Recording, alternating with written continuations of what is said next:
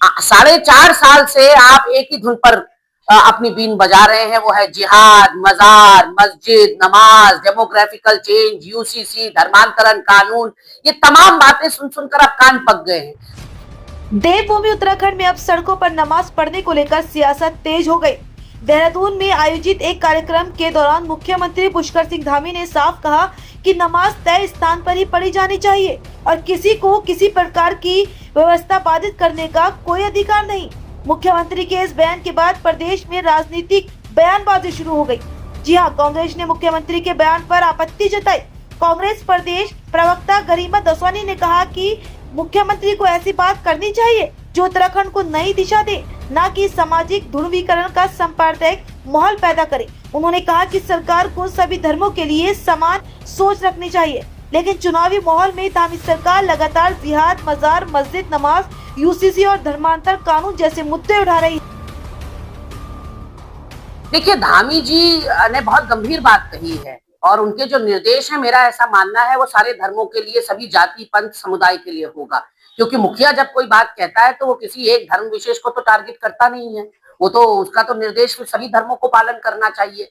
लेकिन धामी जी से एक चीज कहना चाहती हूँ कि आज जब चुनावी वर्ष में हम हैं, चला चली की विदाई की बेला आपकी है, तब तो कम से कम आप थोड़ा विकास की बात, थोड़ा स्वास्थ्य और शिक्षा की बात, पलायन की, जंगली जानवरों के आतंक की बात कर लें। 4.5 साल से आप एक ही धुन पर अपनी बीन बजा रहे हैं, वो है जिहाद, मजार, मस्जिद, नमाज, डेमोग्राफिकल चेंज, यूसीसी, धर्मांतरण कानून। ये तमाम बातें सुन सुनकर आप कान पक गए हैं। अब आपको बात करनी चाहिए युवाओं के भविष्य की। क्यों लोक सेवा आयोग में 3 साल से कोई अध्यक्ष नहीं है? युवाओं का भविष्य जुड़ा हुआ है उस संस्था के साथ।